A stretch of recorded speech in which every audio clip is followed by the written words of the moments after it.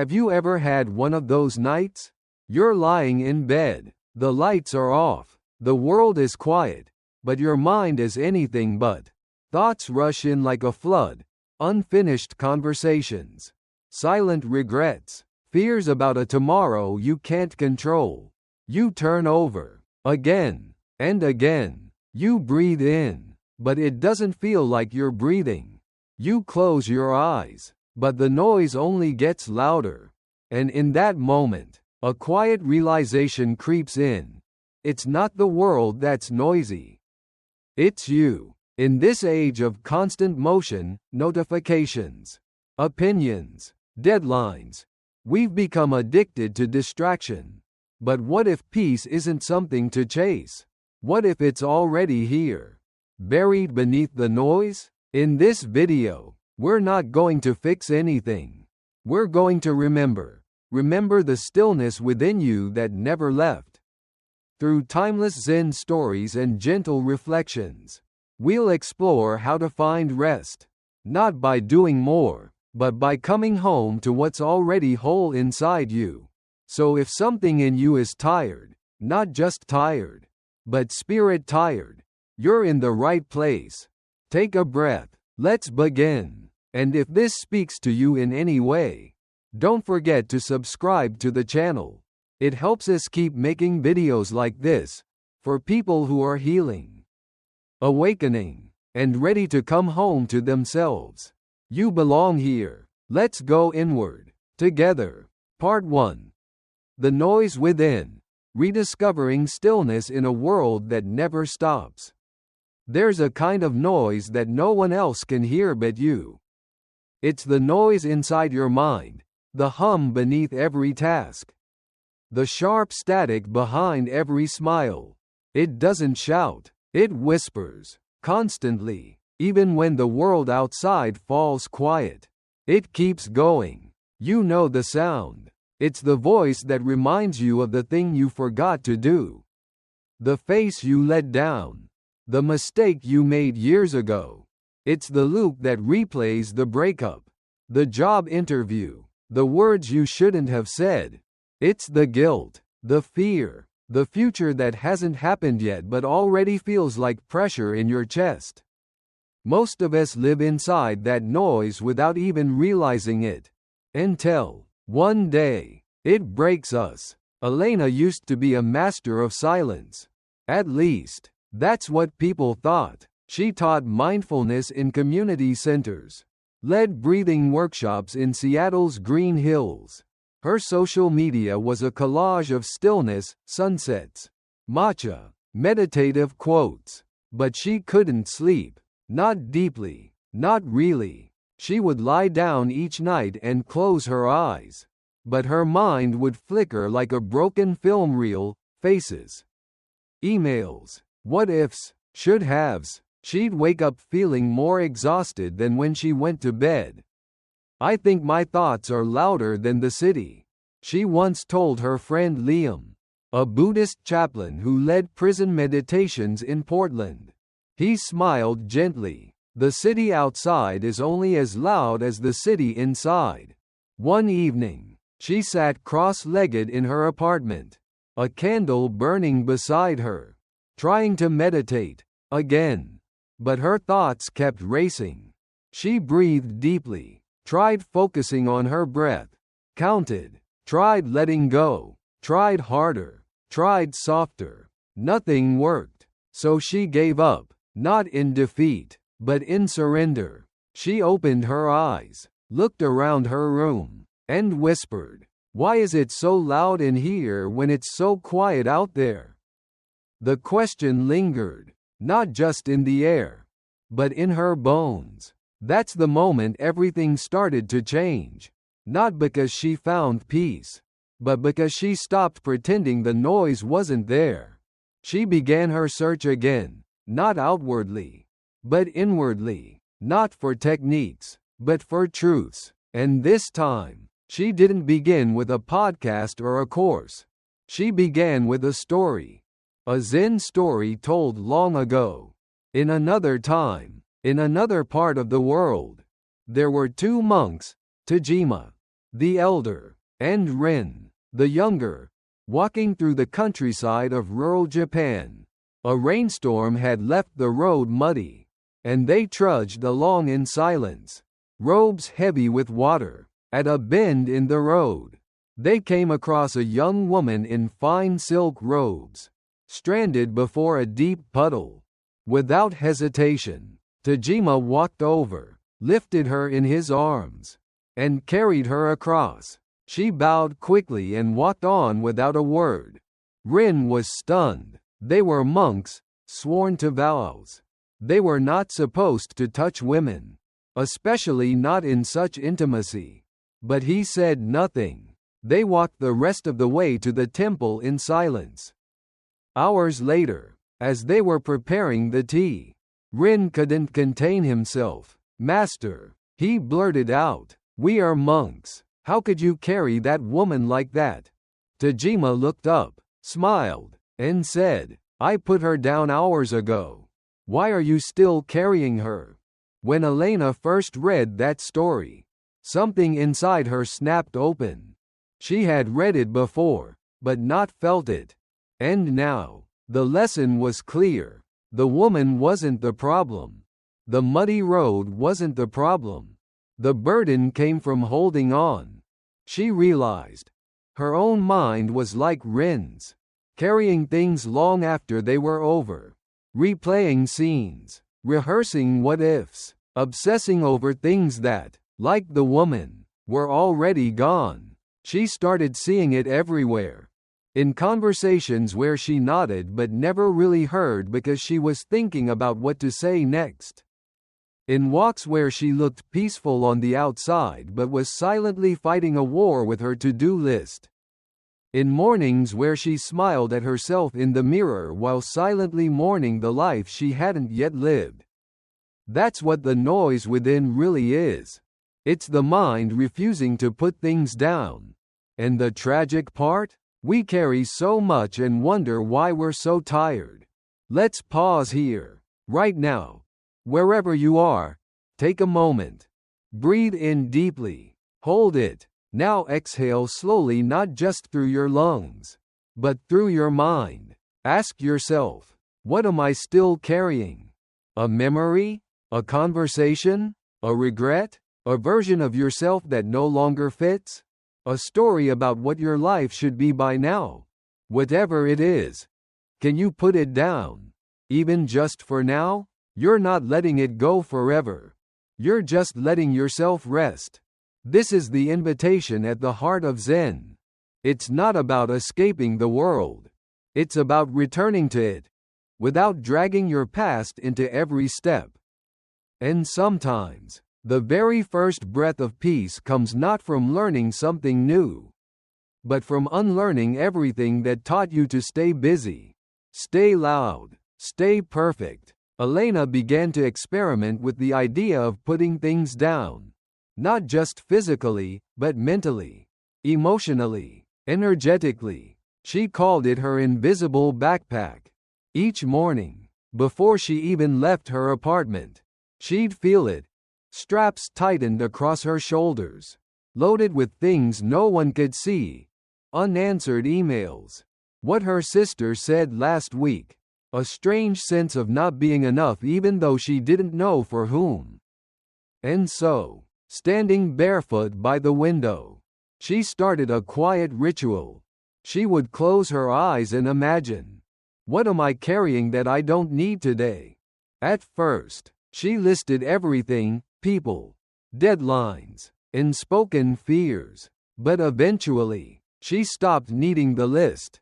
She just felt it, and breathed.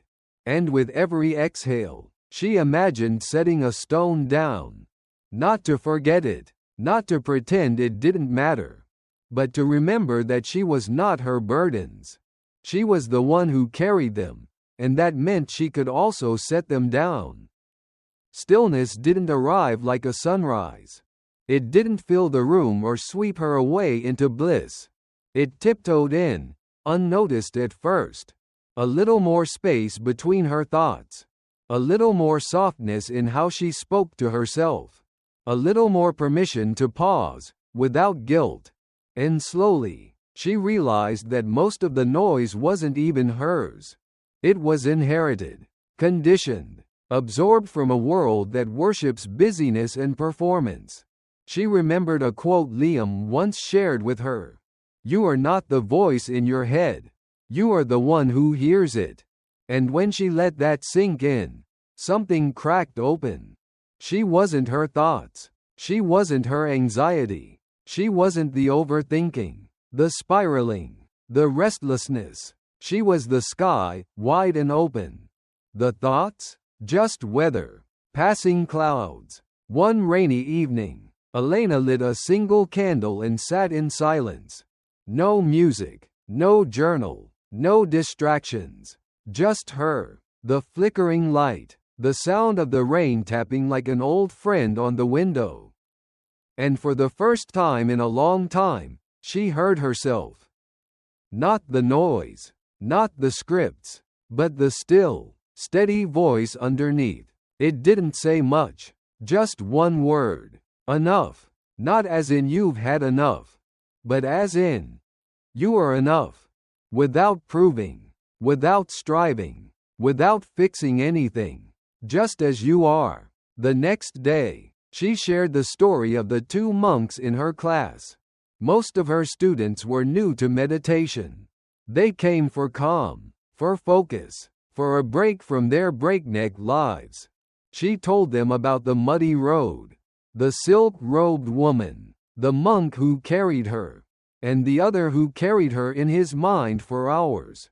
Then she asked them the same question she asked herself every morning now. What are you still carrying? And in that room, something shifted.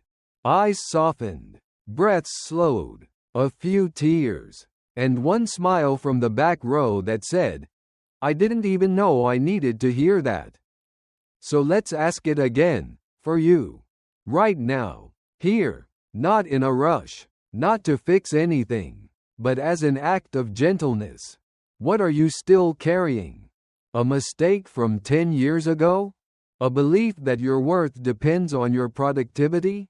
A relationship that ended, but still echoes in your chest? A fear of slowing down because you think you'll fall behind? Whatever it is, just notice it. That's all. You don't need to solve it. You just need to see it. And then, if you're ready, even for a breath, let it sit beside you. Instead of on top of you, let it be a stone on the ground, not a weight on your back. This is the beginning of quiet. Not the quiet of a meditation app. Not the quiet of a perfect life. But the quiet of coming home, to yourself. Where nothing has to be earned. Where stillness is not a luxury. It's your birthright. You just forgot. Elena began noticing how noise wasn't always loud. Sometimes, it came disguised as responsibility. Sometimes, as ambition. Sometimes, as the voice that said, if you stop now, you'll fall behind. She saw it in herself on mornings when she couldn't sit still without her phone in her hand. She saw it in others. In friends who couldn't rest unless they'd earned it. Who turned weekends into productivity marathons disguised as self-care. It was everywhere. The expectation to be efficient, responsive, polished, constant, even in healing, even in spiritual practice. Are you better yet? Have you let go? Have you moved on? What no one said aloud was this. Stillness felt threatening in a world built on motion. That's when Elena remembered another Zen image Liam once described to her. The mind is like a glass of muddy water. The more you stir it, the cloudier it becomes. But if you let it sit slowly, everything settles, and the water becomes clear. She realized. All her trying was more stirring. Even the effort to calm down was stirring. Even trying to let go was more movement. What she needed wasn't a new trick or technique. She needed to let the mud settle. So she stopped meditating with an agenda. Stopped seeking a feeling. Stopped trying to clear her head.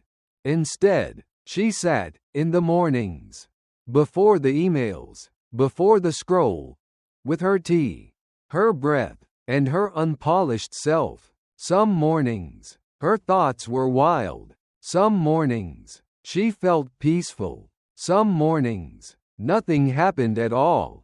But no matter what, she showed up. She let the mud settle. And what surprised her most? Even in the messiest moments, there was always something still underneath.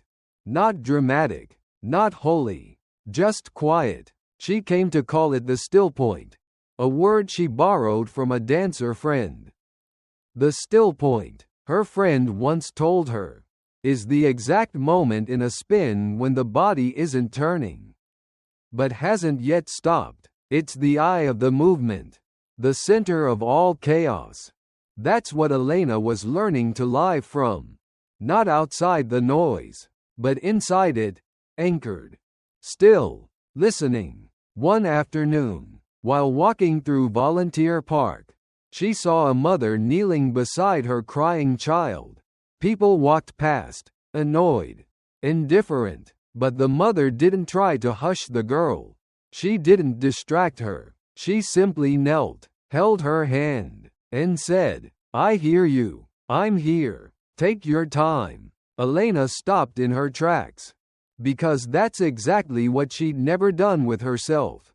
She'd always tried to fix the crying child inside. To hush it. To manage it. To cover it with busyness and logic and yoga and quotes. But she never simply said, "I hear you. I'm here. Take your time." That night, she sat on her bedroom floor, knees tucked in, heart wide open, and whispered those words to herself. "I hear you. I'm here. Take your time." And her chest trembled, not with fear, but with release. Because maybe the noise wasn't asking to be silenced. Maybe it was asking to be held. Stillness isn't about deleting your thoughts. It's about becoming the kind of presence that no longer fears them. You don't need to silence your mind. You need to become someone who listens without flinching. And in that listening, something begins to shift. The chaos loses its grip. The urgency softens. And the noise becomes music. Weeks passed. Elena wasn't healed, but she was changing, in ways she couldn't always explain, but could definitely feel. She still had anxious thoughts. She still forgot things. She still got caught in comparison and overthinking and what if I mess it up? But the difference now? She didn't believe the voice as quickly. She noticed it. She breathed through it. She spoke back, not with force, but with kindness. "You're scared. I get it. But we don't have to rush anymore." That alone was enough to soften the noise. One evening, while watching the sun drop behind the Olympic mountains, Elena whispered something that had been forming inside her for weeks. "The world isn't too loud. My silence was just waiting for me to return." She created a new ritual. Nothing fancy, just a way to re-anchor herself when the inner world got stormy. It went like this.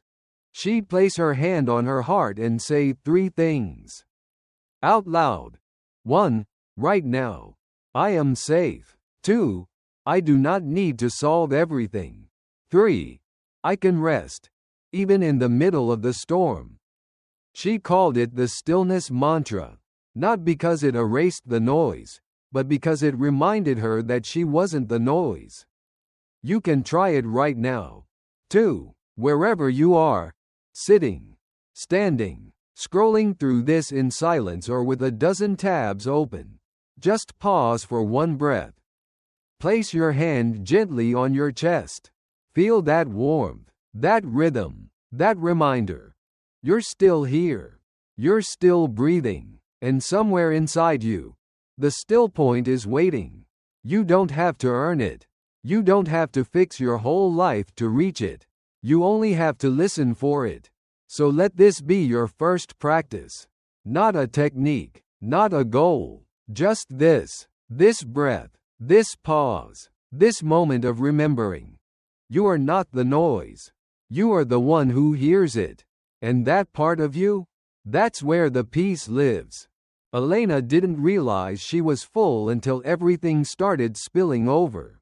It wasn't dramatic. There was no breakdown, no big moment, just a subtle unraveling, a dropped plate, a missed call, an unread message from a friend she loved but no longer had the energy to answer. Her days were packed with good intentions. Mindfulness reminders on her phone.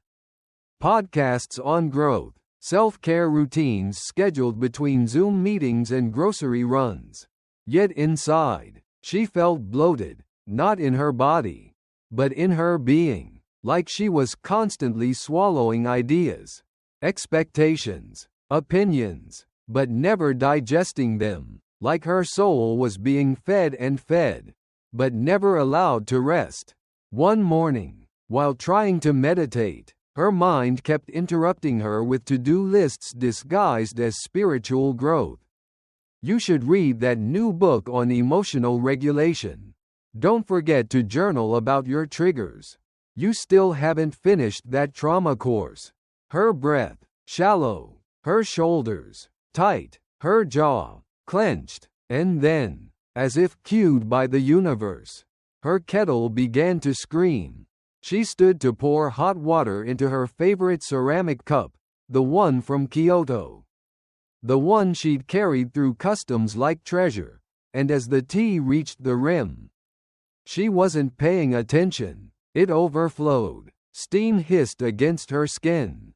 Her fingers flinched. Her breath caught. And then she laughed, not because it was funny, but because it was perfect. Her cup was full. Just like her. So full, it couldn't receive anything more. And in that moment, she remembered an old Zen story Liam once told her. One she'd rolled her eyes at the first time she heard it.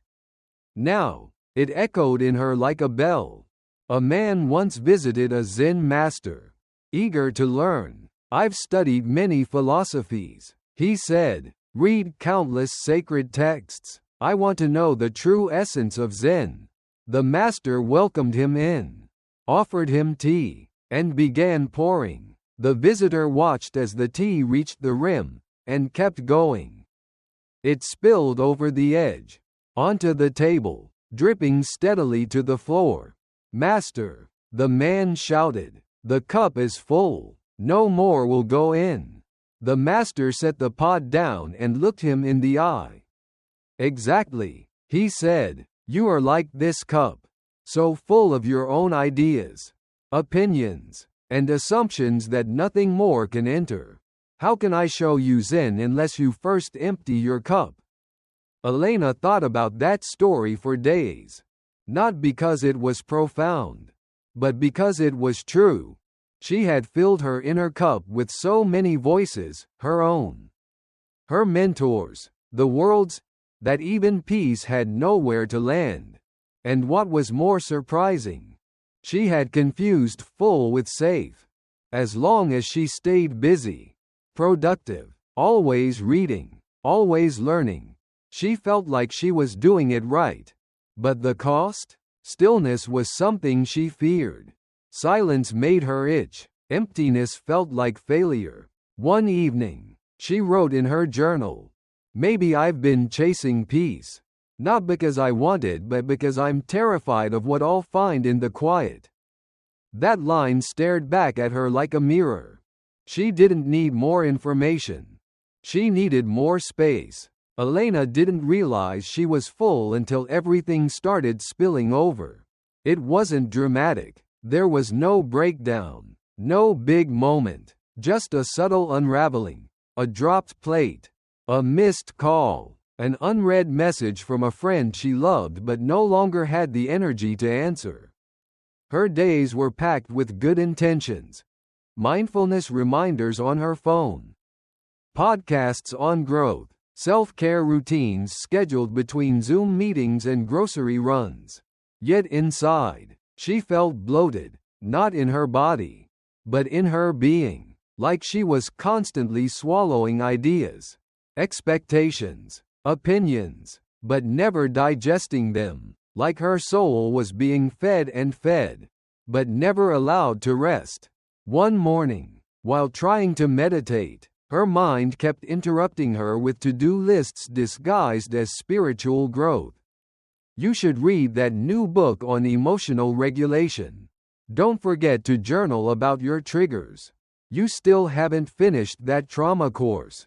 Her breath, shallow, her shoulders, tight, her jaw, clenched, and then, as if cued by the universe, her kettle began to scream. She stood to pour hot water into her favorite ceramic cup, the one from Kyoto. The one she'd carried through customs like treasure, and as the tea reached the rim, she wasn't paying attention. It overflowed. Steam hissed against her skin. Her fingers flinched. Her breath caught. And then she laughed. Not because it was funny, but because it was perfect. Her cup was full. Just like her. So full. It couldn't receive anything more. And in that moment, she remembered an old Zen story Liam once told her. One she'd rolled her eyes at the first time she heard it. Now, it echoed in her like a bell. A man once visited a Zen master. Eager to learn. "I've studied many philosophies," he said. "Read countless sacred texts. I want to know the true essence of Zen." The master welcomed him in, offered him tea, and began pouring. The visitor watched as the tea reached the rim, and kept going. It spilled over the edge, onto the table, dripping steadily to the floor. "Master," the man shouted, "the cup is full. No more will go in." The master set the pot down and looked him in the eye. "Exactly," he said, "you are like this cup. So full of your own ideas, opinions, and assumptions that nothing more can enter. How can I show you Zen unless you first empty your cup?" Elena thought about that story for days. Not because it was profound, but because it was true. She had filled her inner cup with so many voices, her own, her mentors, the world's, that even peace had nowhere to land. And what was more surprising, she had confused full with safe. As long as she stayed busy, productive, always reading, always learning, she felt like she was doing it right. But the cost? Stillness was something she feared. Silence made her itch. Emptiness felt like failure. One evening, she wrote in her journal, "Maybe I've been chasing peace. Not because I want it but because I'm terrified of what I'll find in the quiet." That line stared back at her like a mirror. She didn't need more information. She needed more space. The first thing she did was pause the podcast. Not permanently. Not with some grand digital detox. Just for one morning, she had gotten into the habit of pressing play before her feet hit the floor. Motivational speakers, guided meditations, 5 steps to a better morning. But that day, she didn't reach for her phone. She just sat, on the edge of the bed, in silence, and something unexpected happened. She didn't feel inspired. She felt empty. Like there was space in her body she hadn't noticed before. Not a void, not a lack, just space. And for the first time in a long while, that space didn't scare her. It felt like breathing room. Like her soul had been waiting for her to stop talking long enough to listen. That week, she did something even more radical. She canceled 3 catch-up calls. Not because she didn't care, but because she realized she was constantly pouring into others without checking her own reserves. She kept showing up to be a good friend, a thoughtful listener, someone who holds space, but she never asked herself if she had space to give. So she paused, not as punishment, but as preservation. And no one was angry. The world didn't fall apart. In fact, no one even noticed. Except her. And that was enough. Each day, She chose one thing to subtract. One expectation. One email. One piece of urgent news that wasn't actually urgent. She didn't clear everything. She simply cleared enough. Enough to feel her breath. Enough to hear the rustle of trees outside her window again. Enough to feel what it meant to just exist, without needing to achieve. And slowly, she began to fall in love with the feeling of not knowing. Not because it felt comfortable, but because it finally felt honest. Her old life had been full of plans, outlines, strategies, future dates scribbled on calendars. But what she craved now was mystery, softness, room for the sacred to show up unannounced, room to be surprised by her own stillness. One afternoon, Elena wandered into an old bookstore tucked between a cafe and a florist. She hadn't meant to. She was simply walking without direction, letting the wind decide her turns. The store smelled like forgotten paper and stories waiting to be remembered. She ran her fingers across the spines, letting her eyes blur, not looking for anything, and then her hand stopped on a thin book with no title on the cover, just the embossed outline of a bowl. She opened it randomly and read a single sentence. It is not the full bowl that is useful, but the empty space inside it. She closed the book slowly, tears stinging her eyes. That was it. That was the thing she'd been trying to name for weeks. The usefulness wasn't in her achievements, her knowledge, her perfectly optimized routines. It was in her capacity. The part of her that could be quiet, still, spacious enough to receive the present moment, spacious enough to let in joy, or sorrow, or whatever life was offering, not as an interruption, but as a guest. She bought the book and placed it on her nightstand, never reading another page. She didn't need to. That one line was enough. That night, she made space for nothing. She turned off the lights earlier than usual. She lit a candle for no reason. She didn't journal, didn't read, didn't process. She just laid there, eyes open, breathing. At first, it was awkward. Like sitting in a room with a stranger you're supposed to know but can't quite remember. But then something softened. Her mind quieted, not because it was empty, but because it was held. She wasn't trying to manage her thoughts anymore. She was simply noticing the space around them. And in that noticing, she found herself again, not the version with all the answers, not the one who was always working on herself, just the version who was willing to be with herself, empty-handed, open-hearted, and somehow, that was the most whole she had ever felt. A few days later, as the rain fell in soft waves outside her kitchen window, Elena stood holding that same Kyoto teacup, the one she had once spilled. The one that had taught her what it meant to overflow. But this time, she didn't fill it all the way. She left space at the top, on purpose, not because she feared spilling again, but because something inside her had shifted. She had come to understand. The most sacred part of the cup is not what it holds, it's what it can hold. It's the space that makes it useful, the emptiness that makes it ready. And as she lifted the cup to her lips, warm steam rising to meet her face, she whispered a quiet prayer, not the kind that begs for more, but the kind that simply says thank you. Thank you for the stillness. Thank you for the slowing down. Thank you for the empty spaces that no longer feel like voids, but like invitations. She no longer feared the quiet.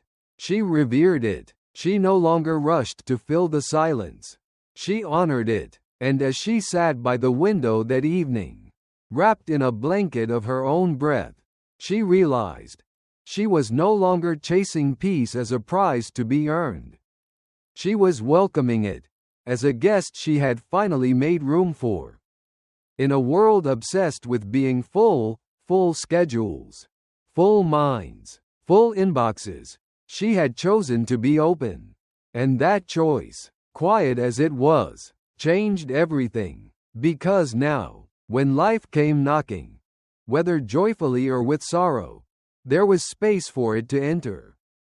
Not because she had it all figured out, but because she had learned the art of stepping aside, of unclenching, of becoming a bowl instead of a shield. And in that still, spacious place inside her, she finally heard the voice that had been waiting all along. It said, "You don't need more. You just need room." And with tears she didn't hide, Elena smiled, not because she had emptied herself, but because she had remembered how to receive.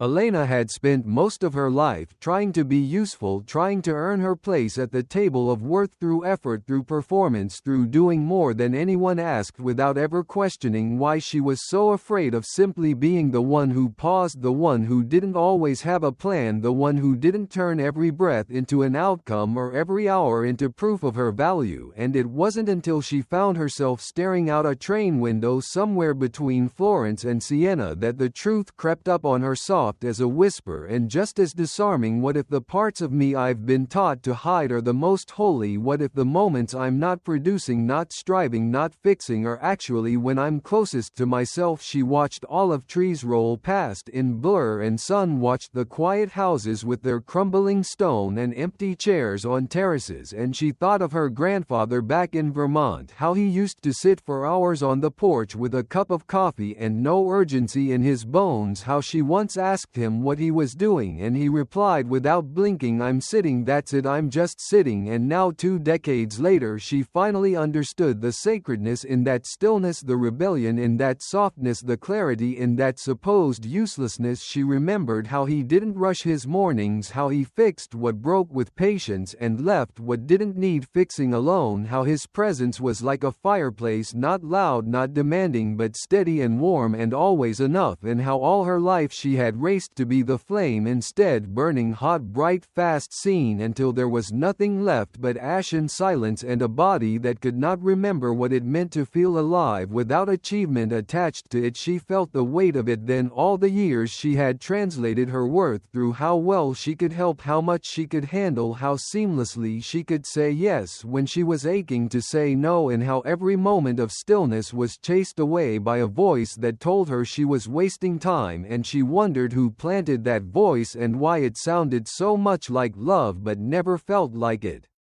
She thought about all the times someone had called her strong and how each compliment had felt like both a crown and a chain, how she wore it with pride but also with exhaustion, how being strong had become her identity, her armor, her mask, and how beneath it she was simply tired, tired of being dependable, tired of being efficient, tired of knowing exactly what to do while quietly falling apart inside. And it wasn't until she visited the Zen garden in Kyoto, the one she had only seen in books until then, that something inside her softened for the first time in years. The raked gravel stretched wide and clean around islands of moss-covered stones, and nothing moved, yet everything felt alive, not because it was useful, not because it was productive, but because it was present. And it was in that gentle simplicity that she remembered the story of the useless tree, the one she'd once dismissed as just another fable, but now felt like a lifeline. There was a tree crooked and knotted, with limbs twisted and uneven, a tree no carpenter wanted, no builder saw value in, because its wood could not be shaped into furniture or homes, and so it was left alone, untouched, growing wide and slow under the sky, while all the useful trees were cut down and taken away. And it lived and it watched and it shaded the earth in silence. And Elena stood there in that garden, hearing the wind in her ears and something ancient in her bones whispering, not everything sacred can be sold, not every gift must be useful to be holy. And she wept, not because she was sad, but because for the first time in her life she was free from the cage of constant contribution, free from the echoing need to prove her existence through productivity, free from the lie that stillness is laziness, that gentleness is weakness, that time spent without outcome is wasted. And in that moment she promised herself she would stop measuring her worth in results, she would stop confusing motion with meaning, she would no longer worship worship at the altar of exhaustion dressed as ambition, and she would become like that tree, untrimmed, unclaimed, untouched, growing anyway, quietly, beautifully, wildly enough.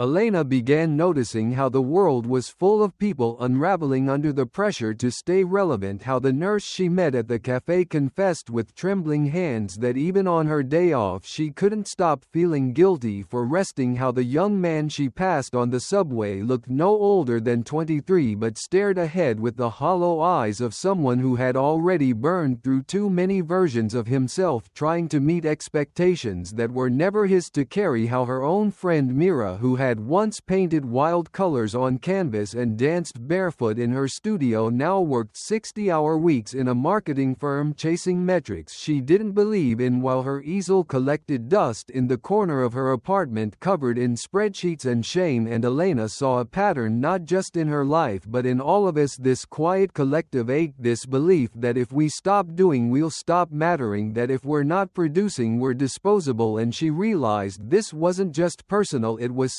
systemic, it was spiritual, it was generational. How many of us had ancestors who never got to rest, who never knew what it meant to slow down without fear, who passed down the muscle memory of survival and called it work ethic, and so we inherited the urgency, the constant motion, the inability to sit still without hearing the drumbeat of unworthiness creeping back in. But what no one told us is that healing doesn't always look like more doing. Sometimes it looks like sitting in a sunbeam, letting it kiss your face without needing to capture it. Sometimes it looks like canceling plans, not because you're overwhelmed but because you're learning how to honor your own rhythm. And sometimes it looks like whispering to yourself, I am allowed to exist even when I produce nothing. And she carried that lesson with her like a stone in her pocket, grounding her every time the world tried to convince her she was only as good as her output. And when people asked her what she did now, she no longer recited her job title or her achievements. She said with a soft smile, I am learning how to be, and that was enough.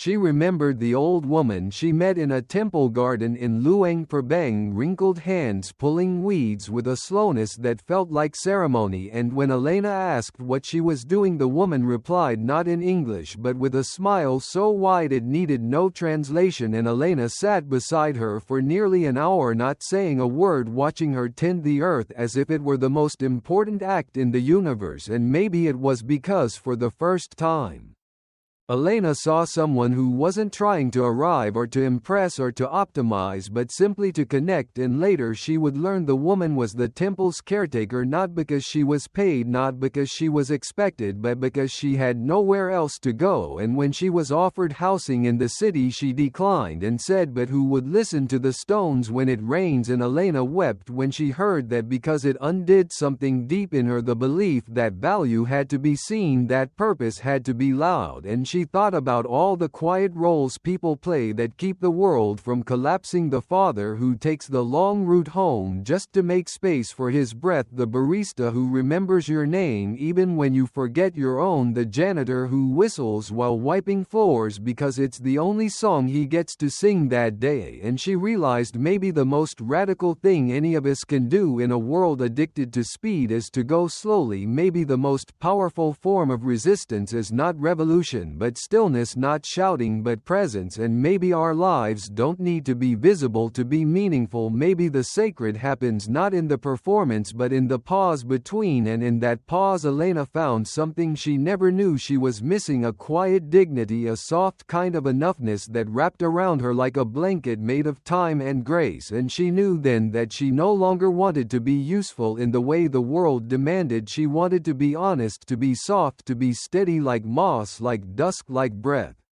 And so she began to strip away the layers, not with force but with forgiveness, the habits that said her day wasn't worth anything unless it ended with accomplishment, the reflex to apologize for resting, the voice that whispered she was falling behind even when she was finally breathing. And in their place she planted different seeds, slower ones, truer ones. She would sit by her window and do nothing and call it sacred. She would let her phone ring and not feel guilt in letting it go to voicemail. She would water her plants not as a task but as communion. She would write poems she would not post and take walks with no step count and sing songs no one would hear, and in doing so she began to remember what her younger self had known before the world taught her otherwise, that she was never here to be a machine, she was never here to earn her place through exhaustion, and she was never here to be efficient. She was here to feel, to notice, to marvel, to break and heal and break again. She was here to carry light in her body, not just outcomes in her hands. And as she sat on the grass one evening, the sun painting everything gold, she whispered something so simple, so human, it felt like prayer. I am allowed to be slow, I am allowed to be soft, I am allowed to be a life, not a function. And the breeze rose up like it had been waiting to hear that, and wrapped around her like an embrace. And the world did not punish her for this pause, the sky did not darken, the people she loved did not vanish, and the stars did not demand proof of her usefulness before they shone, they just were. And so was she, and in that stillness something ancient and quiet and true echoed through her entire being. You were never meant to earn your right to rest, your existence is enough.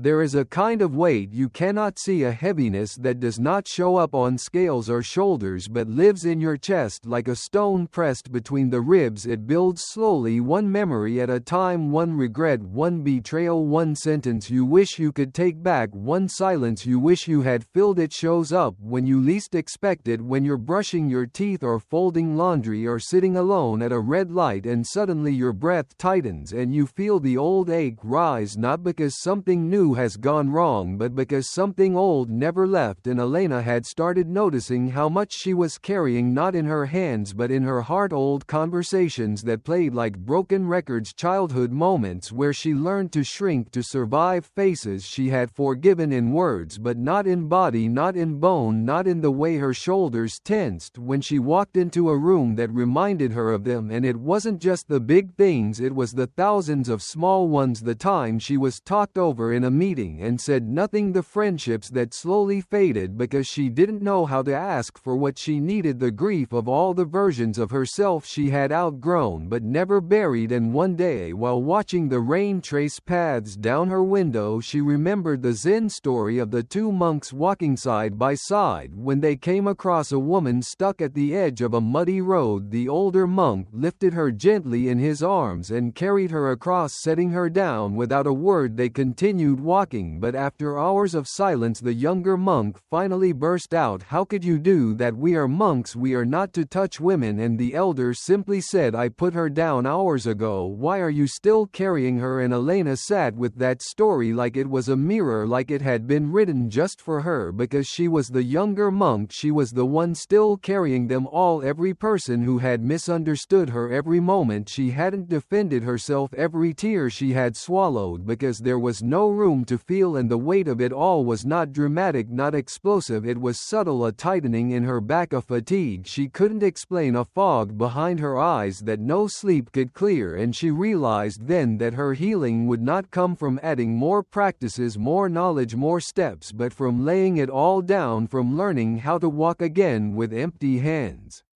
She began to notice that the things she thought she had let go of still lived quietly in her body, as tension in her stomach, as an ache in her jaw, as a sudden urge to be alone even when surrounded by love. And it dawned on her that letting go wasn't a decision, it was a practice, not a single act of release but a repeated returning to softness, a willingness to sit with the memory without gripping it, a willingness to say, "I see you and I'm not angry anymore," a willingness to stop fighting ghosts and start feeding the part of her that had survived them. And so she started talking to the pain, not to fight it but to understand it. She would sit in the bath at night and ask her body where it still hurt, and sometimes the answer came as a name, sometimes as a place, sometimes as a scent. And in those moments she didn't try to analyze, she simply breathed into the ache the way you breathe into a muscle that's forgotten how to unclench. And in time she discovered that healing didn't feel like lightness at first, it felt like grief, like standing sitting in front of a suitcase you've carried for so long you forgot it was in your hand, and now you have to choose whether to open it or set it down, and both choices are hard. Both take courage, but one leads to life and one leads to more of the same, and she was ready for life, even if it came wrapped in tears, even if it meant saying goodbye to stories that once kept her safe and now kept her small. She wrote letters she never sent, burned pages in the sink, whispered "I forgive you" into the air, not to absolve others but to unchain herself from the need to be right, from the need to be heard, from the need to make the past fair. And that was the moment she understood forgiveness was not about them, it was about breath, about space, about choosing to live with an open heart in a world that broke it. And in that choice she became lighter, not because the past was erased but because it was no longer dragging behind her.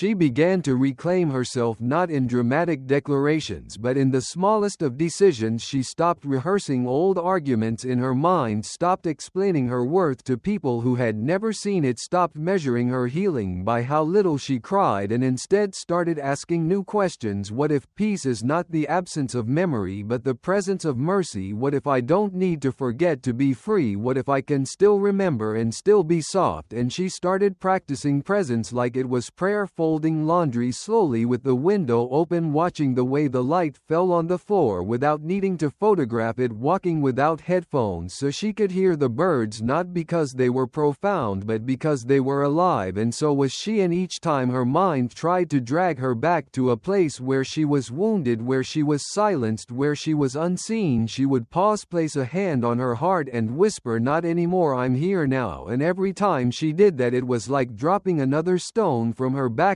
like loosening a knot that had bound her breath. And over time the weight began to shift. The sorrow didn't disappear but it softened, like fog lifting slowly, like winter turning into something green. And she realized that her story didn't need to be rewritten, it just needed to be reheld, not as a burden but as a becoming. And there was so much power in that quiet choice, the choice to stop bleeding from wounds that were no longer open, the choice to let herself be happy without guilt, the choice to say, "I lived through that and I am still whole, not untouched but whole." It was in the quietest moment that the deepest freedom came, not with fireworks, not with applause, but with a single breath on a bench beneath an old tree in the park where she used to walk after her world had fallen apart. The same bench where she had once sobbed and screamed and cursed the sky now held her gently, as if to say, "Look, you made it." She watched the golden leaves drift down without hurry, without resistance, and realized that nature had always known how to let go, how to shed without shame, how to fall and rise again without needing a reason. And she whispered thank you, not to anyone in particular but to life itself, to the pain that shaped her, to the love that broke her open, to the silence that taught her to listen. And in that moment she felt it, not a thought, not a theory, but a truth in her bones, that nothing she had ever let go of was wasted. It had made space for everything she was now and everything she was still becoming. And she no longer needed to explain her scars. They were not wounds, they were roots, proof that she had stayed soft in a hard world, that she had not closed when it would have been easier to turn to stone. And she knew now that the past would visit sometimes like a breeze, carrying the scent of something once familiar, but it no longer owned her, it no longer spoke louder than her breath. And if it did, she would sit with it, offer it tea, and remind it gently, "We don't live there anymore." And she smiled, not because everything was perfect but because she finally knew she didn't have to carry it all to be whole. She was allowed to walk empty-handed, she was allowed to arrive unfinished and still be worthy of joy, of rest, of a future no longer shaped by the weight behind her. And in that gentle knowing she became lighter, not because she let go of the past but because she remembered she was never meant to carry it alone. There comes a moment in every life when you realize that the world cannot give you what it never built for you. When the titles fade, the roles shift, the people change, and you are left standing in the quiet wondering what is truly yours. And Elena had reached that moment not in despair but in awakening, because for so long she had anchored her safety in the moving things, in bank balances and relationships and schedules and approval, in her ability to stay useful, to stay wanted, to stay visible. And when life gently slowly unraveled those things one by one. She had mistaken the loss for failure, not knowing it was the invitation she had been unknowingly praying for, because real peace doesn't come from what the world can hand you, it comes from what the world cannot take. And she remembered the story of the monk who lived in a hut on the edge of the village with nothing but a robe, a bowl, and his breath, and one night a thief came and found nothing to steal, and the monk welcomed him, offered him tea, and said, "If I could give you the moon I would." And when the thief fled, the monk sat smiling under the stars, whispering, "Poor man, I wish I could have given him the moon." And when Elena first heard that story, it confused her, but now it felt like lightning through fog, because that was the gift the world couldn't touch, that was the kind of wealth no thief could steal. And she began to wonder what inside her was already free, what light had survived the noise, what joy had remained unbroken, what breath had never stopped whispering, "You are already home." And the answer didn't shout, it came like sunlight warming her from within, slow, steady, unbothered. And she understood then that true security was not in what you own or what others think of you, or even in how long something lasts. It was in your ability to return to yourself again and again, no matter who leaves, no matter what breaks, no matter how loud the storm, because the eye of the storm is always still, and you can lie from there, not as a fantasy, not as escape, but as a truth that holds even when the ground shifts. She began to see how the world had sold her a definition of safety that was always just out of reach, how it taught her to build walls instead of roots, to chase certainty instead of presence, to confuse stability with stagnation and growth with constant motion. And yet it was in the quiet hum of her breath, in the slow ritual of washing a single teacup, in the softness of her own hands resting on her chest, that she found a different kind of safety, one not made of plans or promises, but made of knowing herself, knowing that she could lose things and not be lost, knowing that she could fall and rise without asking for permission, knowing that she no longer had to earn peace by first exhausting herself. And she remembered a day when the power went out in her building, the lights flickered, the devices silenced, the distractions paused, and while others panicked and complained, Elena lit a candle, sat in the silence and smiled, because for the first time that day the noise was gone, and what remained was her breath, her body, her presence, and it was enough. And she thought, maybe this is what freedom really is, not the ability to control everything, but the ability to remain steady when you control nothing. And the more she leaned into that truth, the more the anxiety that once ruled her began to lose its grip, because she no longer believed her peace could be stolen. She no longer lived in fear of what might fall apart, because she trusted what would remain, and what remained was real, the part of her that could sit in an empty room and still feel whole, the part of her that could let go without shrinking, the part of her that didn't need to be seen to know she was light.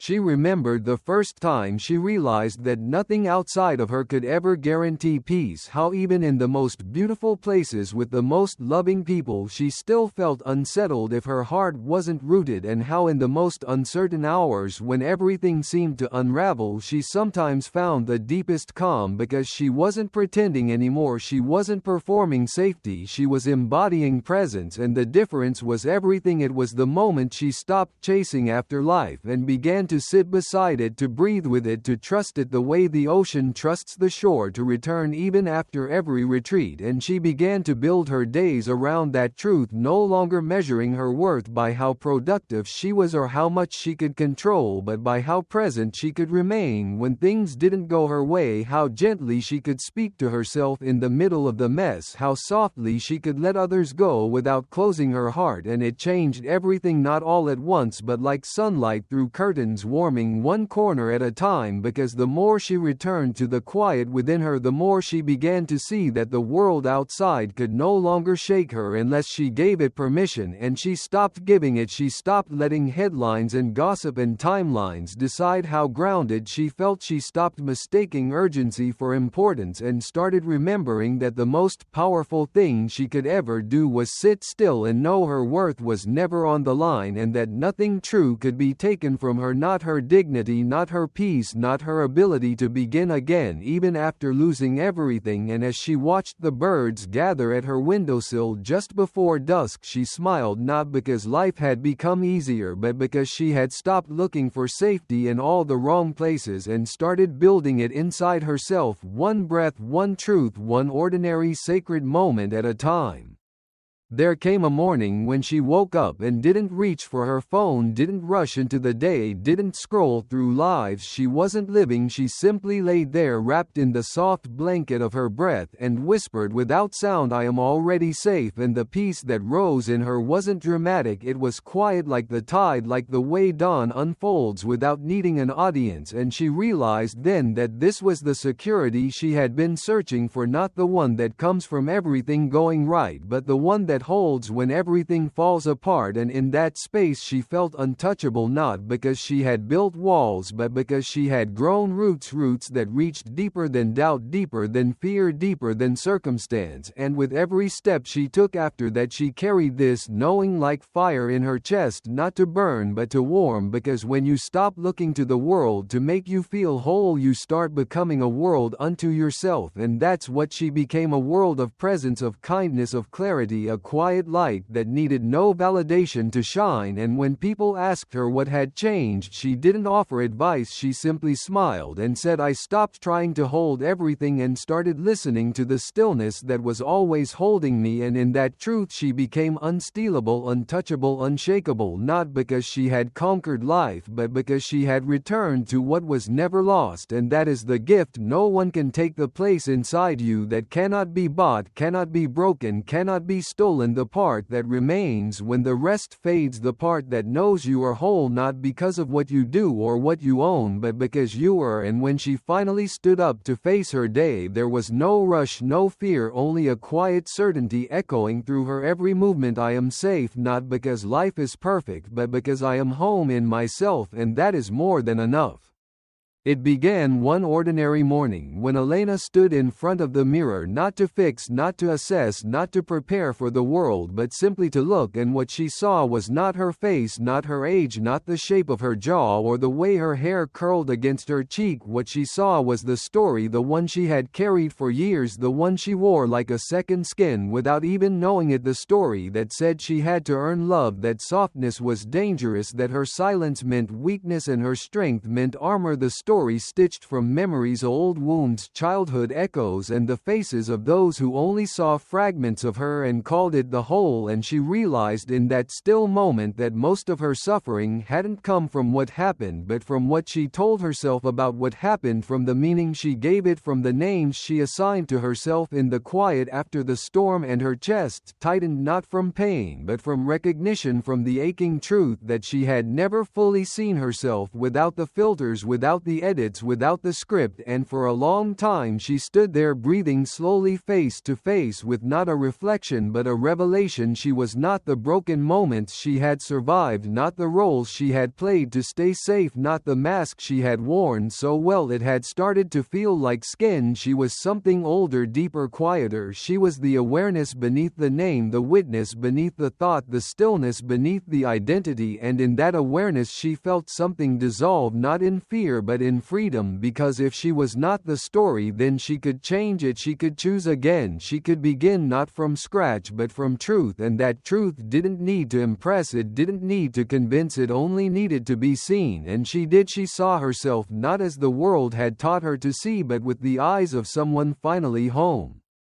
She thought of all the mirrors she had stood before in her life, how each one had reflected back not her face but her fears, the fear of not being enough, the fear of being too much, the fear of being forgotten or misunderstood or unloved. And she realized that she had rarely looked in a mirror without bringing an expectation to it, without bringing a measurement or a memory or someone else's opinion. And it dawned on her how deeply conditioned she had become to seek identity in what could be seen, and how easily she had confused visibility with value, and now as she stood there in nothing but morning light and breath, she saw beyond the layers, beyond the self-image polished for acceptance, beyond the narratives she had been told and retold until they became her own voice, and what remained was not a verdict but a presence, not a label but a light, and in that light she saw the girl she used to be before the world made her choose who to become. She saw the dreamer, the quiet one, the one who found God in tree branches and solace in shadows, and she did not mourn her, she welcomed her, she whispered stay, and the girl did not run this time, and Elena felt the years collapse into this single moment as if time itself bowed to the truth of self-recognition, and for the first time in forever she did not wish to be someone else, did not crave a future self to replace the present one, did not long for the polished version to rescue the raw one. She was simply there, all of her, and that was enough, and she knew in her bones that the truth of who she was could not be found in mirrors or bios or metrics, but only in the quiet space where no one was watching and nothing needed proving, and that space, once frightening, now felt like freedom.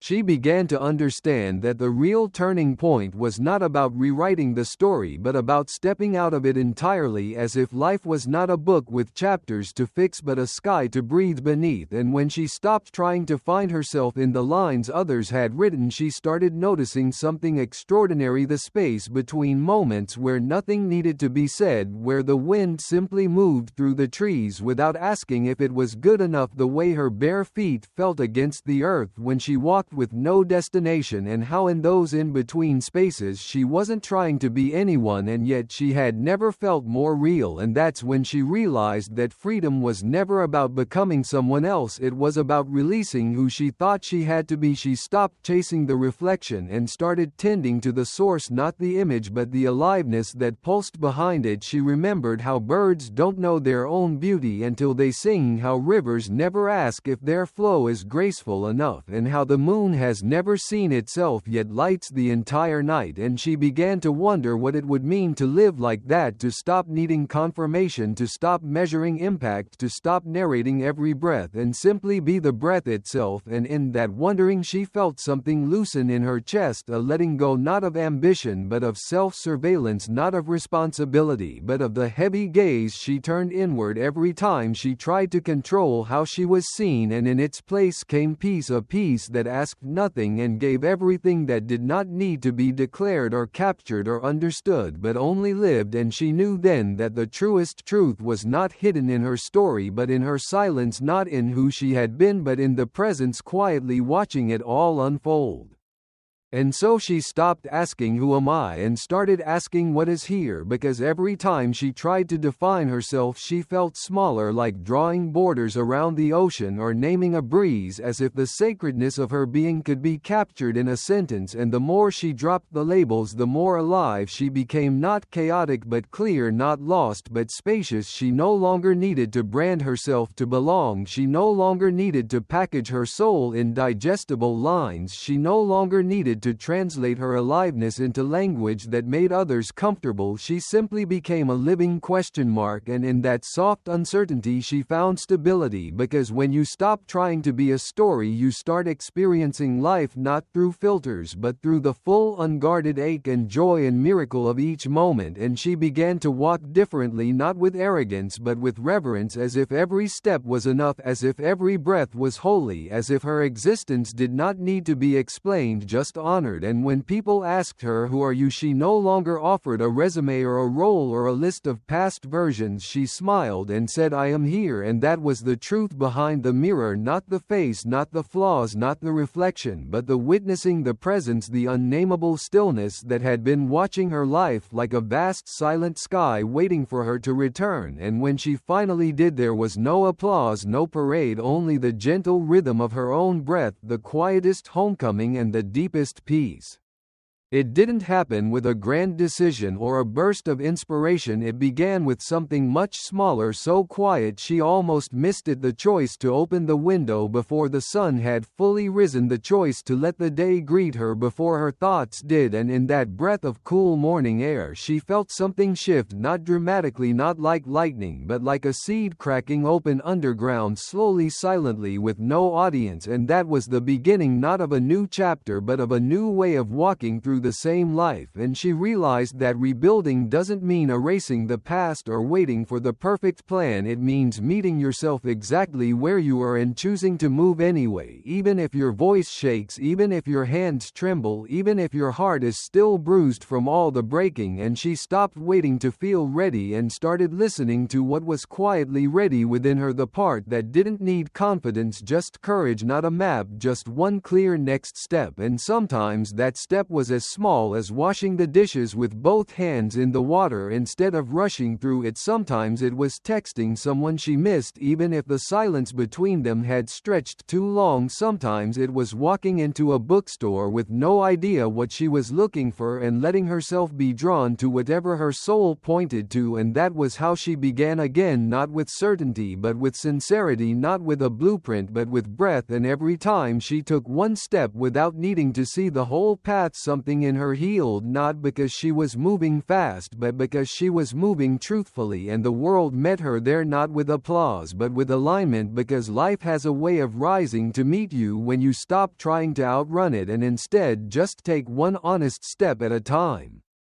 She stopped measuring progress in miles and started noticing the moments when she chose presence over panic, when she softened her jaw without realizing, when she paused before reacting and let breath speak before fear did. And it occurred to her that perhaps healing didn't look like climbing mountains, perhaps it looked like standing still long enough to feel the earth again, to remember that she belonged, not because she achieved but because she was here. And she began to trust slowness, not as failure but as intelligence, the kind of wisdom that lives in roots and rivers and people who have learned how to sit with themselves without needing distraction. And she looked back not with regret but with reverence for the woman who had endured without praise, who had walked through grief holding pieces of herself together with nothing but grace and grit. And she realized that woman deserved not pressure but gentleness, not timelines but tenderness. And every time she took another step she offered herself that and more. She forgave herself for the years spent proving she was worthy, for the relationships she stayed in too long, for the nights she swallowed her voice to keep the peace. And with every act of forgiveness she cleared a little more space inside, and that space was not empty, it was sacred. It became the ground from which her life could begin again, not because the past was erased but because it no longer decided who she had to be. And there was power in that power, not loud but lasting, not dramatic but deeply rooted, the kind of power that comes from knowing you don't have to rush to be whole, you only have to take the step that is yours and take it fully.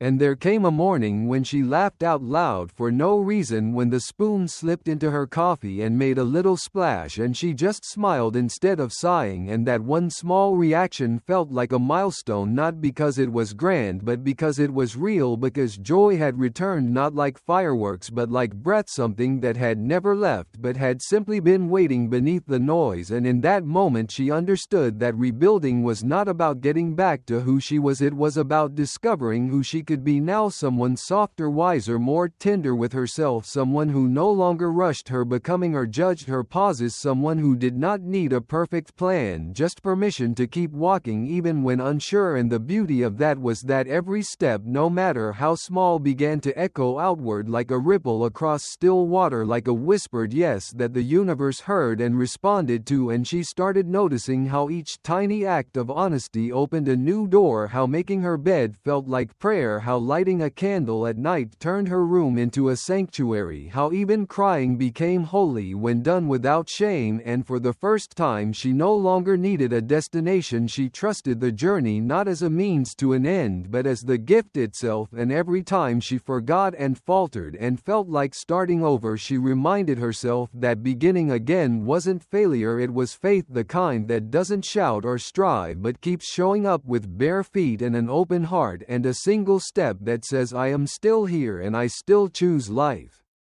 And so she lived one step at a time, not always brave, not always certain, but always willing, and that willingness became her strength, the quiet promise she made to herself each morning when she placed both feet on the floor and said, I may not know where this is going, but I will meet it anyway, with breath, with presence, with love. And as the seasons passed, she did not rush to bloom, she did not force her healing to perform, she simply tended to her life like a garden, pulling the weeds of self-judgment, watering the roots of joy, pruning the branches of old expectations, and watching in awe as something new began to grow, not in a hurry but in harmony. And when the storms returned, as they always do, she did not break, she bowed and let them pass through, knowing now that strength is not resistance but resilience, not hardness but depth. And when the wind quieted and the sun returned, she did not rush to clean up, she sat with the mess and said, this too is part of the beauty, this too belongs. And in that acceptance she was no longer rebuilding a version of her past self, she was creating a new world, one grounded in patience and truth and breath. And she knew it was working, not because everything was perfect, but because she no longer needed it to be, because her peace no longer depended on control but on connection to herself, to the moment, to the step in front of her. And she understood now that this was the way, not the fast way, not the easy way, but the real way, the way of presence, the way of wholeness, the way of the heart that whispers just one step, and that is enough. It began not with a revelation but with a spoon clinking gently against a teacup, a sound so small it might have been lost to anyone else, but to Elena it was a bell, a reminder, a whisper that something sacred was happening, and she was awake enough to notice it. She had spent so many years chasing moments that looked like meaning, grand gestures, perfect timing, signs from the universe that sparkled and dazzled and proved she was on the right path. But now, here in the stillness of her morning kitchen, with steam rising from a chipped mug and sunlight tracing gold across the countertop, she realized the miracle had never left, it had just changed its form, and all it had been waiting for was her presence. And so she began to bow to the ordinary, not with her body but with her breath. Each time she made the bed, she did so like she was preparing a resting place for the soul. Each time she washed her hands, she felt the water as blessing. Each time she walked down the hallway, she let her fingertips graze the wall as if it too were alive, and in doing so the line between sacred and mundane began to dissolve, because she was no longer waiting for something extraordinary to make her feel alive. She was bringing aliveness to the things she once called routine, and it felt like returning, like remembering a truth she had always known but forgotten in the rush to be somewhere better. And now she knew there was no better than this moment when seen with open eyes and a soft heart. She began to move through her days like a slow dance, not to impress, not to perform, but to feel, to belong, to remember. And what changed wasn't the world, it was her way of touching it, how she held the handle of a door, how she peeled an orange and noticed the citrus bloom into the air, how she swept the floor and saw the dust as pieces of time gathered gently into the present. And she wondered why it had taken her so long to understand that holiness was never hiding, it was simply waiting beneath her expectations, wrapped in silence, folded into routine. And there was so much she had missed while chasing the next thing, so many sunsets she had half watched, so many conversations she had listened to while planning her replies, so many meals eaten like tasks instead of offerings. And now, as she slowed down, as she let herself be fully inside the smallest gestures, she discovered something both tender and true, that life is not found in the peaks but in the pauses, not in the achievements but in the attention, not in arriving but in truly seeing where you already are. And it was this noticing that softened her gaze, that made her gentler with herself and with others, because when you start to see the sacred in the ordinary, you begin to treat everything as if it matters, and everything begins to matter in return. And that is how the world heals, not through perfection but through presence, through the quiet choosing to love what is already here. There was something about folding laundry that became almost ceremonial, the way each shirt held the warmth of sun and time, the way her hands smoothed the fabric like turning pages of a story only she knew. And for the first time in her life she didn't wish to hurry through it, didn't treat it as a chore to be completed but as a moment to be felt. And that was the difference, that was the awakening. She no longer needed her life to be spectacular to feel blessed, she needed only to be here. And suddenly, brushing her hair hair became an act of affection, not grooming but tending. Lighting a candle became a conversation with stillness. Opening the window became a way of saying welcome to the day, and even the way she picked up a fallen leaf changed, because now she did not discard it, she admired it, its veins, its quiet depth, its beauty that did not ask to be noticed. And in these little acts of reverence Elena rediscovered joy, the kind that does not arrive like lightning but like a whisper on the back of your neck, the kind that doesn't shout look at me but hums gently, I've always been here. And this joy was not loud, but it was lasting, not dependent on plans or praise or proof, only on her willingness to be awake to the life she already had. And as she sat in her garden one evening with a chipped bowl of soup on her lap and the sound of a distant bird calling dusk into being, she smiled, not because everything was perfect but because she no longer needed it to be. She was present, and that made everything holy. And it became clear that she had not stumbled upon a new philosophy but had simply remembered something ancient, that life is not something to escape from but something to enter more fully, that healing does not always roar, sometimes it arrives in the way sunlight kisses the floor in the late afternoon, or the way her cat curls beside her in silent trust. And when she began to live like this, the world responded, not by becoming easier but by becoming more alive, more vivid, more willing to meet her where she truly was. And even the hard things, even the grief, even the solitude began to soften, because they too had their place, they too belonged in the sacred rhythm of things. And she stopped waiting for signs and started treating everything as one. She let the ticking clock be her mantra, the scent of soap her incense, the sound of wind through the window her choir. And with every breath she gave herself to the moment without needing to define it. She became someone who prayed with her presence, someone who worshipped with her noticing, someone who found God not in the clouds but in the creases of the day. And this was no longer about spirituality, it was about intimacy with the real, the raw, the overlooked. It was about making eye contact with the life she once rushed past and saying, I see you, I'm here. And in return life said the same. And this mutual seeing, this sacred exchange, this quiet devotion to the ordinary became her salvation and her sanctuary. And she knew now that she didn't need to climb mountains or cross oceans to feel holy. She needed only to touch what was already in her hands and whisper thank you and mean it.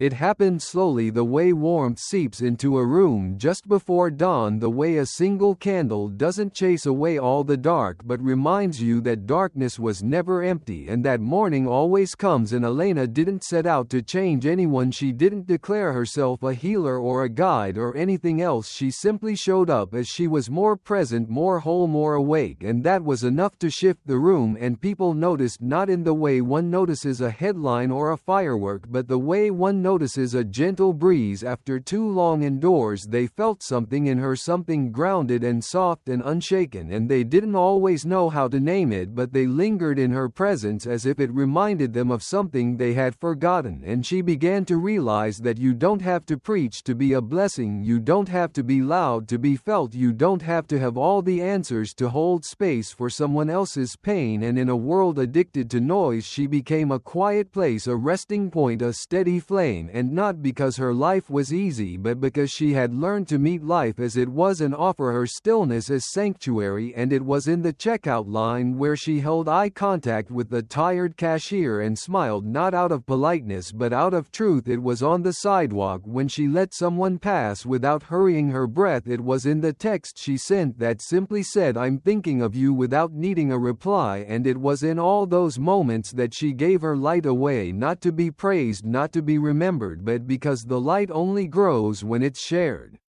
She began to understand that love was less about grand gestures and more about sacred noticing, the way she remembered someone's favorite kind of tea and had it ready without them asking, the way she paused mid-conversation to really listen, not just to the words but to the weight underneath them, the way she allowed silence to breathe between sentences instead of rushing to fill it. And this kind of love didn't seek recognition, it wasn't measured in reactions or responses, it was offered like sunlight, freely, without demand, and in that offering she found a kind of joy that didn't spike and vanish but stayed like warmth in the bones, and she stopped worrying about whether she was doing enough or being enough. She simply let her days become acts of quiet devotion, not to a person or a role or an outcome, but to the very fabric of life itself. And people noticed, not in dramatic ways but in the way they softened around her, the way they exhaled when she entered a room, the way they told her things they hadn't told anyone, not because she asked but because they felt safe. And that became her quiet mission, not to fix, not to teach, not to lead, but to hold the moment with care, to hold people in their becoming, to hold herself with the same tenderness she gave so easily to others. And in doing so she discovered that she didn't have to light up the whole sky to be the moon in someone's night. She just had to stay true to her glow and let it reach whoever was meant to be warmed by it. And she realized that this was the kind of legacy she wanted to leave, not headlines, not trophies, not echoing applause, but the memory of how people felt when they were with her, safe, seen, softer than before. And she stopped asking what will I be remembered for and started asking what energy do I leave behind in the spaces I touch, in the conversations I enter, in the silences I honor. And that shift changed everything. It changed how she spoke, not to impress but to connect. It changed how she moved through the world, not to stand out but to reach gently. And it changed how she loved, not to be needed but to simply be true. And she understood now that being a light didn't mean always being cheerful or loud or certain. It meant being honest enough to be real, being humble enough to listen, being awake enough to notice where love is needed, and brave enough to offer it without attachment. And this became her quiet revolution, this living, breathing choice to be kind without condition, to be present without performing, to be light without having to shine. And in the stillness of one evening, as she sat alone yet not lonely, surrounded by soft lamps and her own steady heartbeat, she whispered a thank you, not to anyone in particular but to life itself, for showing her that the most powerful thing you can ever be is a safe place for others to be themselves, and that the light you give away is never lost. It lives on in softened shoulders, in returned smiles, in deep exhales, in hearts that remember what it feels like to be held without question, and seen without shame, and loved without needing to earn it.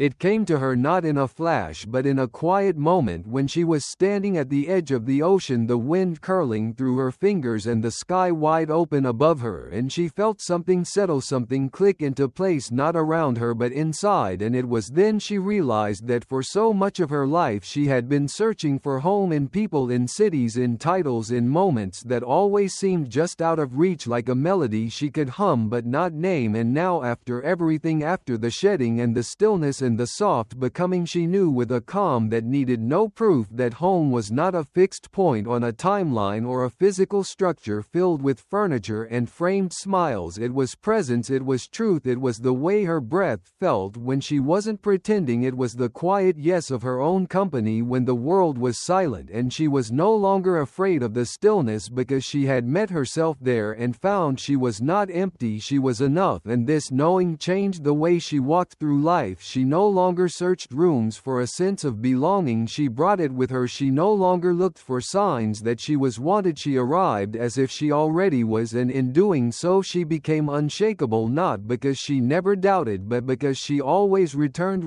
to herself with patience, with forgiveness, with grace. And each time she did, she built a home that no one could evict her from, a home that moved with her through heartbreak, through laughter, through uncertainty. And this home needed no locks, no doors, no explanations. It was made of breath and truth and being, and it was hers.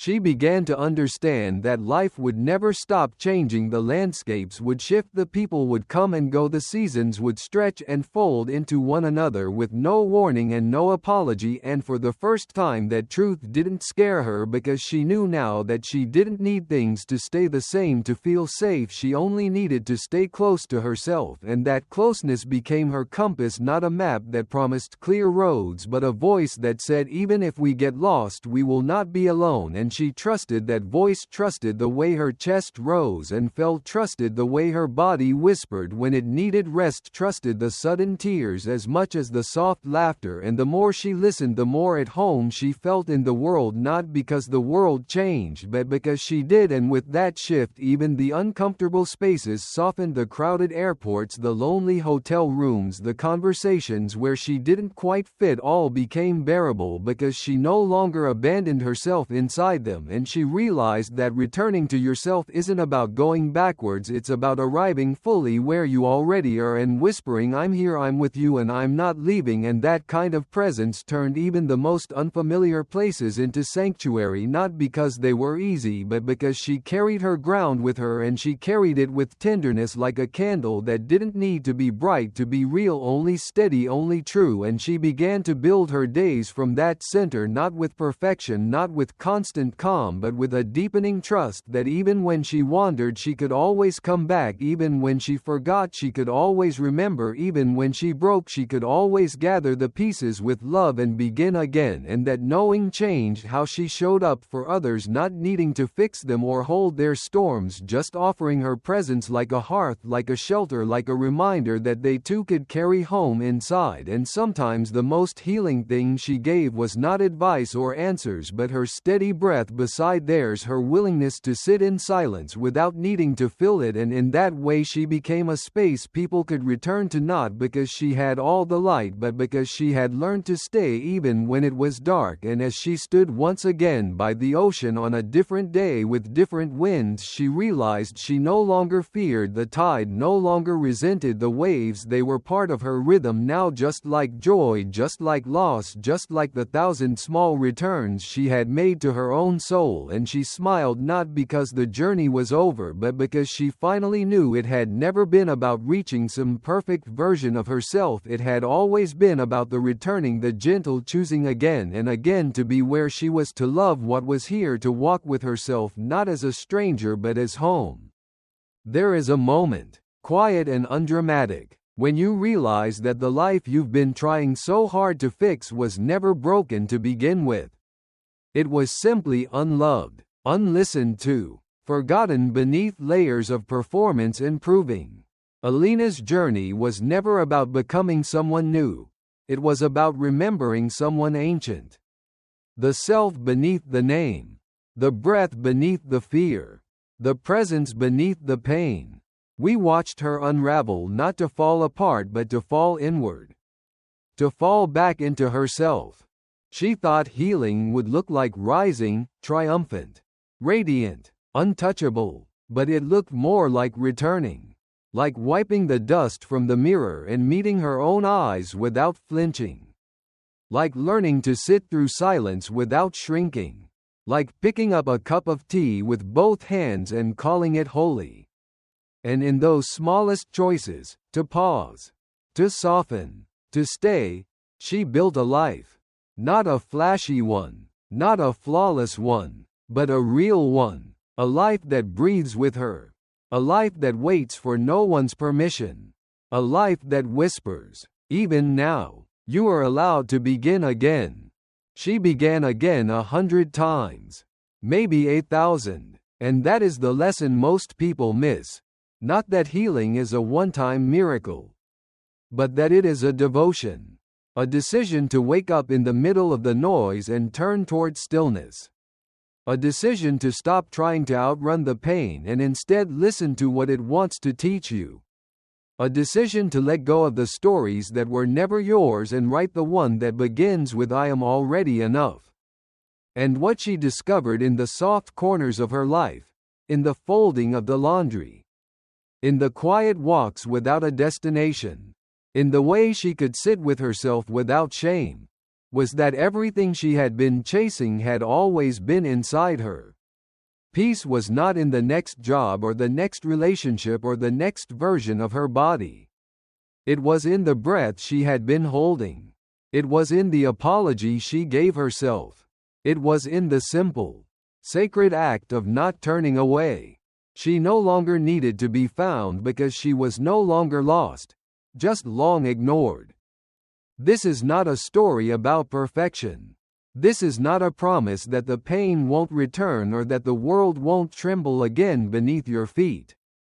But it is proof that you can stand in the rubble and still sing. That you can be cracked open and still be the safest place you know. That you can be ordinary, deeply, wildly, wonderfully ordinary, and still be a lighthouse for others just by being present. Just by staying. Just by letting your own aliveness touch theirs. So wherever you are in your journey, whether you are grieving, beginning again, or simply tired, let this story remind you of what you already carry. You are not behind. You are not broken. You are not too late. You are alive, and that is the beginning of everything. Rebuilding doesn't start when the storm passes. It starts the moment you choose to stop abandoning yourself in the middle of it. If this story lit even a single candle inside your heart, if it gave you breath, gave you pause, gave you a way back to yourself, then I invite you to walk with us. Subscribe to this channel, and become part of a growing sanctuary for those who are learning to heal softly, live deeply, and love honestly. We are not here to fix each other. We are here to remind each other that we are already whole. So breathe. Begin again. You are home. And we are so glad you're here.